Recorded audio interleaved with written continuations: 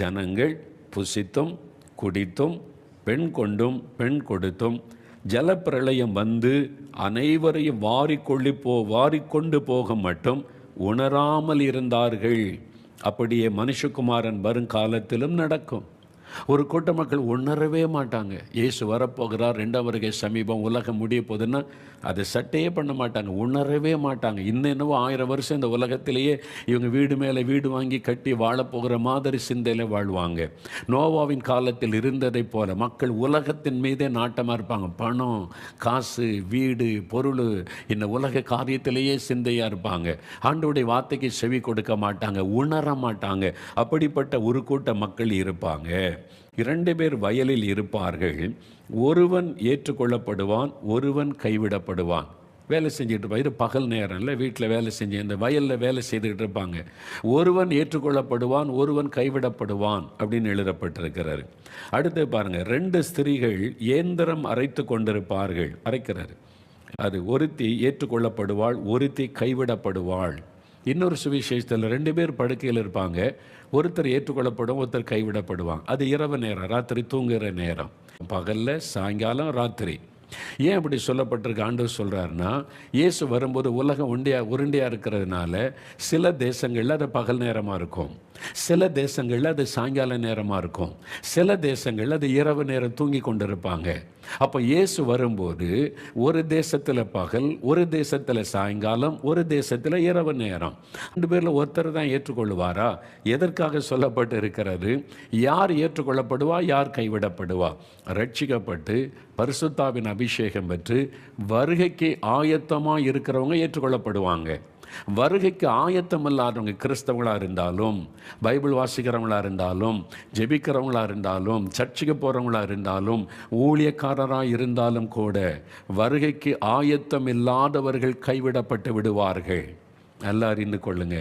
ஆயத்தமாக இருக்கிறவங்க எடுத்துக்கொள்ளப்படுவாங்க, ஆயத்தம் இல்லாதவங்க கைவிடப்பட்டுருவாங்க, இந்த உலகத்திலேயே இருந்து விடுவார்கள். கவனிங்க, மத்தேயு 24:42-44. உங்கள் ஆண்டவர் இன்ன நாளிகளே வருவார் என்று நீங்கள் அறியாதிருக்கிறபடியால் விழித்திருங்கள். இயேசு ஒரு வார்னிங் கொடுக்கிறார். நீங்கள் வருகையில் காணப்படணுமானா விழித்திருங்கள். எப்போ அவர் வருவார் என்று உங்களுக்கு தெரியாது. என்றைக்கு வருவார் யாருக்கும் தெரியாது.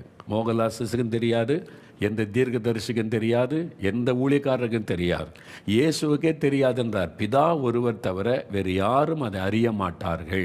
அடுத்து 43ஆம் வசனம் பாருங்கள். திருடன் இன்ன ஜாமத்தில் வருவான் என்று வீட்டு எஜமான் அறிந்திருந்தால் அவன் விழித்திருந்து தன் வீட்டை கண்ணமிட ஒட்டான் என்று அறிவீர்கள். திருடன் இன்ன ஜாமத்தில் வருவான், 2 மணிக்கு வரேன்னு சொல்லியிருக்கான், 3 மணிக்கு வரேன்னு சொல்லியிருக்கான்னா நீங்கள் காத்திருந்து நீங்கள் காத்துக்கொள்வீங்க, கண்ணமிட ஒட்ட மாட்டீங்க. நீங்கள் நினையாத நாளிகையிலே மனுஷகுமாரன் வருவார், ஆதலால் நீங்கள் ஆயத்தமாயிருங்கள். அது 2 காரியம், விழித்திருங்கள், ஆயத்தமாருங்க. தெய்வம் உங்களை பார்த்து ஆண்டவர் சொல்கிறார், என்னை பார்த்து சொல்கிறார், என் பிள்ளைகளே, என்னுடைய வருகை ரகசியம். ஒரு திருடன் எப்படி ரகசியமாய் வருவானோ அதே மாதிரி சீக்ரெட் கம்மிங். இயேசு கிறிஸ்துவுடைய முதல் வருகை சீக்ரெட் கம்மிங். உலகத்தில் வரமாட்டார், மத்திய ஆகாயத்தில் வந்து நிற்பார். தேவ எக்காலம் துணிக்கப்படும். அந்த எக்கால சத்தை எல்லாருக்கும் கேட்காது. யார் யார் இயேசுடைய வருகைக்கு ஆயத்தமாக இருக்கிறாங்களோ, அவரை இரட்சகராக ஏற்றுக்கொண்டு அவருடைய இரத்தத்தினால் கழுவப்பட்ட அனுபவத்தோடு யார் யாருடைய பெயர் ஜீவ புஸ்தகத்தில் எழுதப்பட்டிருக்கிறதோ, வருகைக்கு ஆயத்தமாக இருக்கிறாங்களோ, அவங்க காதலை மட்டும் அந்த எக்கால சத்தம் துணிக்கும். உடனே கண்ணிமை நேரத்தில் அவங்க மறுரூபமாகிடுவாங்க, இந்த பூமியில் மறைஞ்சிருவாங்க, ஆகாயத்தில் மத்திய ஆகாயத்தில் இயேசுவோடு இருப்பாங்க. அதான் வசனம் சொல்லுகிற காரியம். அதனால் எந்த நாள் எந்த நேரத்தில் இந்த மனுஷகுமாரன் வருவார் உங்களுக்கு தெரியாது.